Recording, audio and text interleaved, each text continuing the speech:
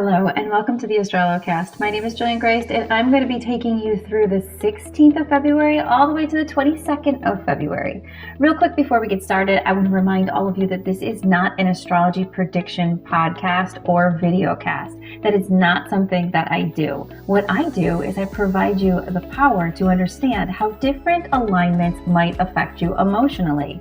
So our bodies, all of our cells respond when there is an energy flow from any planet. Why? Because they're made from the same energy. They're made from stardust. So when we have different alignments, our cells react to it. So my job is to provide you the knowledge that when certain alignments occur, certain emotions might come up. And what you previously might have thought were mental health issues or dealing with extreme anxiety out of nowhere or all of a sudden getting depressed really has a lot more to do with the energy inside of you awakening and rebalancing than it does with anything that's wrong with you. So on these casts, I always try to put the power back in your hands so that you know the flow of each week. And if you know the flow, then you know how to choose what you're going to read into. Stay tuned.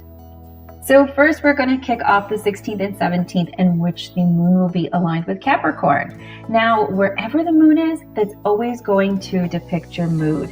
The moon is extremely powerful. So one thing that everyone who is really sat and observed people around full moons has noticed, things get a little bit crazy. Even within our body, from a physiological standpoint, all sorts of different things happen. Heart rates are known to go up around the moon. Parasites are known to wake up within our system. All these weird things happen. It's like the world becomes alive, or the energy becomes alive during a moon. So that is why we pay close attention to what the moon's doing, because it's going to directly influence where your mood is sitting. So for the 16th and 17th, your mood is going to be sitting in a very stubborn place. So if you are not fully aligned with the more positive aspects when this Capricorn energy comes in, you're going to rotate down towards the more negative aspects. And the more negative aspects when it comes to Capricorn are being stubborn, really not wanting to listen to anybody else, being reclusive. All of those things might predominantly come out within you when we're in alignment with this particular zodiac sign. So what are you going to do to keep yourself balanced? I've got tips at the end of the video that's going to show you how to align with this energy perfect. But a really quick tip on something you can do is go for a nice nature walk. Capricorn rules the first energy center, which is all about grounding. So being able to go outside, being able to kind of see the world and the energy wake up again as we move into the spring, you're going to be really rejuvenated and find yourself feeling much more balanced. So that's a great way to keep yourself nice and centered as we move through Capricorn. Next is the 18th and 19th, in which you're going to be in alignment with Aquarius. Now, Aquarius is a little intense. It's very intuitive, which is amazing. So if you're on the more positive flow of energy with all of this coming in, you're going to find that your intuition is opening up and you're able to flow much easier. But generally, Aquarians like to be by themselves. Aquarius also tends to bring out more of an emotional disconnection. So when you start to feel that emotional disconnection from people, don't start telling yourself, oh, I never have that many friends. Oh, people don't like me. Oh, I'm so different. Because if you read into that vibration, then you are going to find that your mind starts to build from that vibration and you ultimately begin creating from that vibration, which I don't think many of us want to create from a lonely, sad, lost type of a place. So you want to understand that that energy just is the alignment that's taking place, and your job is to recognize what's happening and choose to be centered. Choose to do things that are going to help fill your energy field. Choose to help allow yourself rebalance.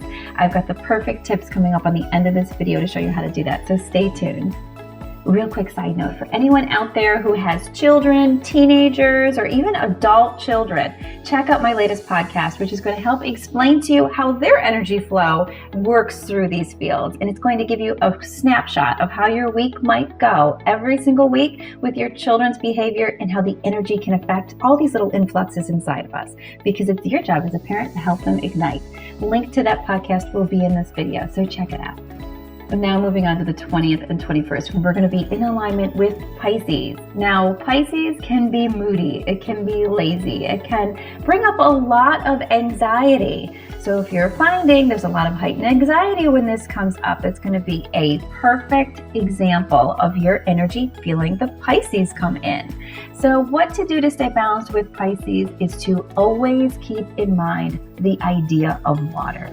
So anything that is going to be around you that you can help remind you of that flow and of that movement, whether it's going and sitting by a pond, whether it's listening to water sounds, anything like that is going to be really great to balance out a Pisces energy.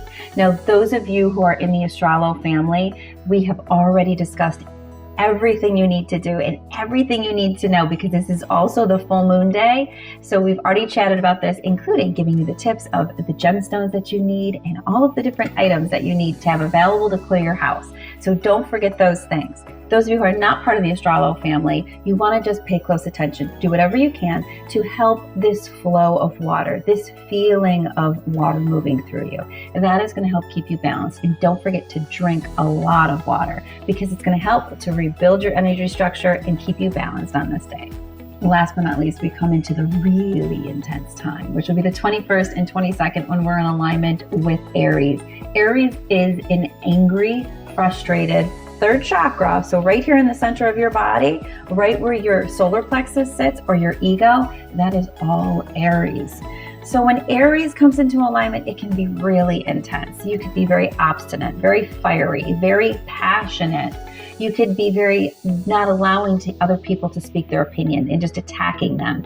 There are a lot of really intense qualities that are associated with this Aries energy. So what you want to pay close attention to is when you're triggered, when you feel like you're going to jump or attack or start an argument. Take a step back and recognize that the alignment is going to cause your cellular frequency to be more prone to being reactive in this way. And if you can have an awareness of that, take a step back, take back your power, and essentially decide to let whatever it is pass and to allow things to move through with ease and with less conflict, you're going to find yourself mastering this energy, being in the driver's seat, and being able to hone all of the positive aspects of Aries instead, which is so much about understanding yourself, the things you need to work on, learning how to create peace, learning how to create balance internally. So it's a very beautiful energy if you're aligned to it.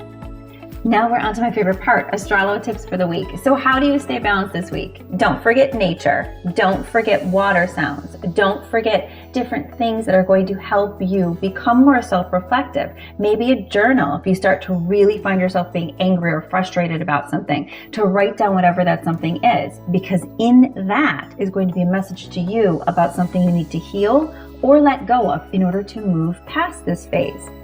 Also, aligning with the frequencies that are coming in is most important. So you all know your body is made of stardust. That's science. So if you align with the ancestral energies that comes in, then you're going to be more able to accept the positive roots, to accept the more positive ideals and balance yourself out in a way that stands above the rest, that really starts to let you shine and that really ignites you from the inside out. Up on your screen, you are going to see 4 of the Astrology Yoga star poses. One is Capricorn, the second is Aquarius, the third, Pisces, and the fourth, Aries. Those 4 poses, holding your body in those positions for 3 breaths, 1 time a day, is going to be telling your cells ancestral energy, I've got this. I'm ready to flow through in a more positive manner. If I honor this, then it will honor me. So that's the amazing thing about that star salutation, and so many other benefits that all move those meridians through your field. Those of you who are not already a certified Astrology Yoga instructor, I will put a link in the notes as well. I'm so excited with how many people, how many yoga instructors all across the world are incorporating that into their practice, because as we honor the energy we came from, we will strengthen the energy inside of us, and we will build an entirely different structure within our entire community, our planet, our collective. Super cool stuff. Thank you so much for watching this episode of the AstroloCAST. My name is Jillian Grace. Do not forget to comment if you have any questions. Let me know how you're feeling. And other than that, I will see you next week.